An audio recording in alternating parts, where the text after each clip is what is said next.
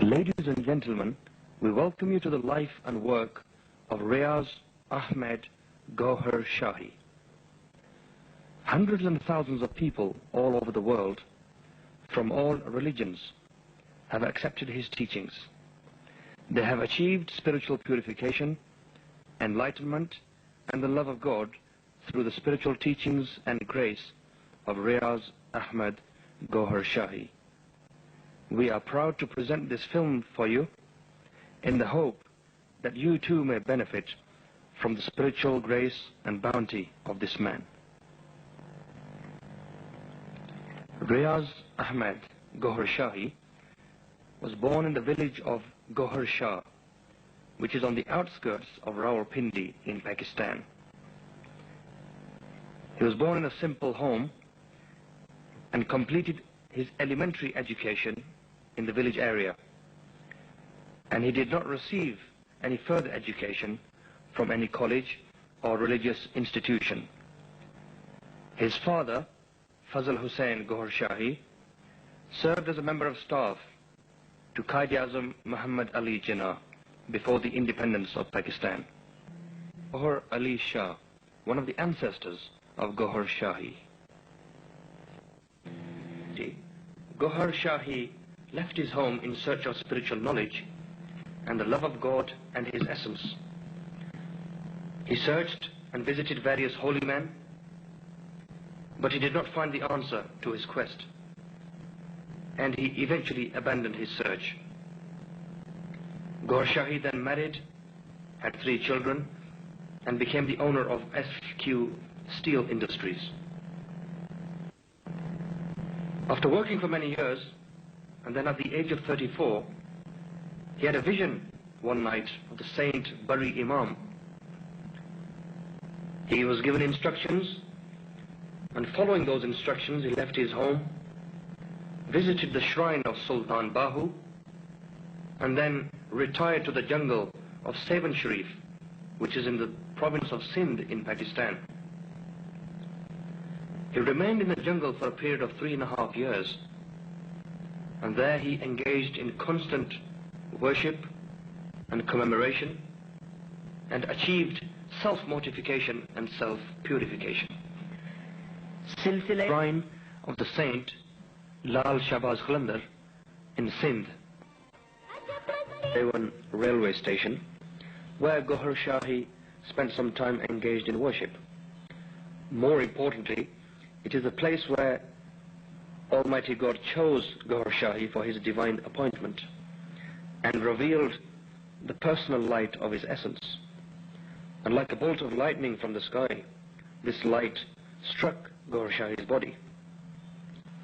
After this profound spiritual experience, GOHAR SHAHI felt that his heart and every hair on his body vibrated with the sound of the name of God, Allah, Allah, Allah. After some time, I was instructed to retreat into the jungle of Lal Bagh, which is named after the saint Lal Shahbaz Qalandar of Sindh.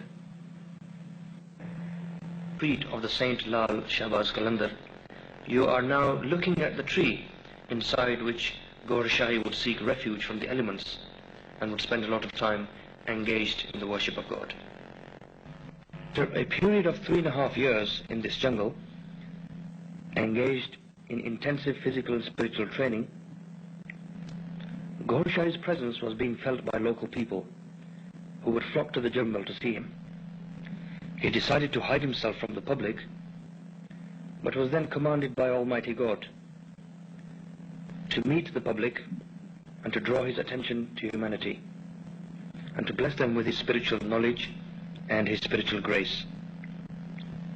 It was then that GOHAR SHAHI moved to the city of Hyderabad in Pakistan and started to spread this word and these teachings over 20 years ago.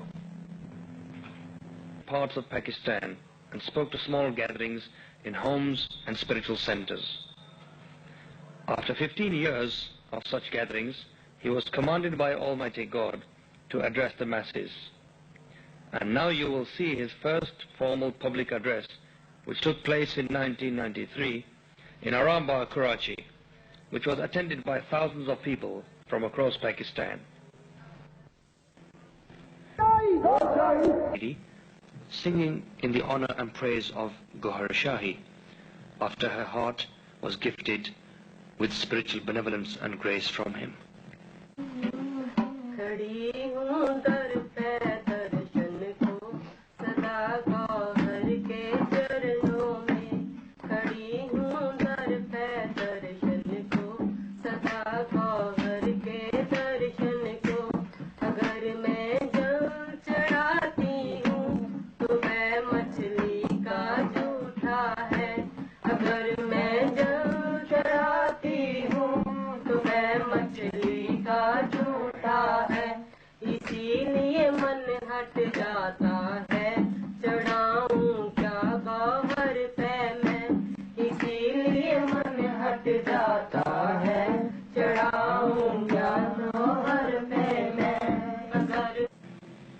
Are desired by God.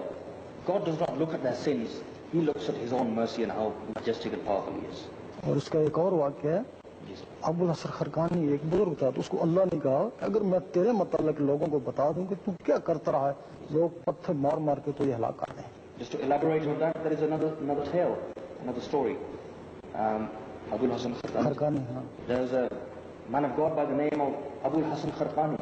And God has said to him that if I was to tell the people how bad you are, how much of a sinner you are, everybody will stone you to death.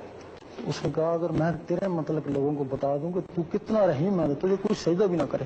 And then he replied to God that if I was to tell people about God, if I was to tell people how merciful you are, then nobody would worship you, they would just rely on your mercy. پھر اللہ نے کہا ایسا کر نہ تو بتاتا نہ ہم بتاتے ہیں. And God said, okay, let's do a deal. Neither you tell anybody and I won't tell anybody either. اب اس سے ثابت ہوتا ہے کہ یہ جو عشق ہے نا یہ سب مذاہب سے بھی بالا تر ہے. Now it is proved beyond doubt that love, the love of God, is over and above all religions. اور یہ اپنے بس میں نہیں ہوتا ہے یہ جن کو اللہ چاہتا ہے نا یہ انہی کو رحمت ملتی ہے. And this love is not within our power.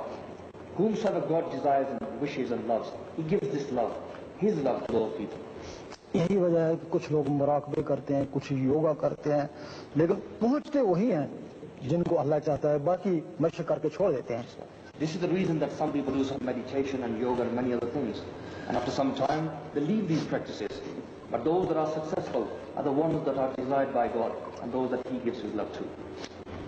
اب ہم مذہب کی بات نہیں کرتا ہم عشق کی بات کرتا ہے کہ عشق انسان کے اندر کیسے آتا ہے. Now we don't talk about a religion, we talk about love and how that love comes within a person. کیا آپ ملاحظہ فرما رہے ہیں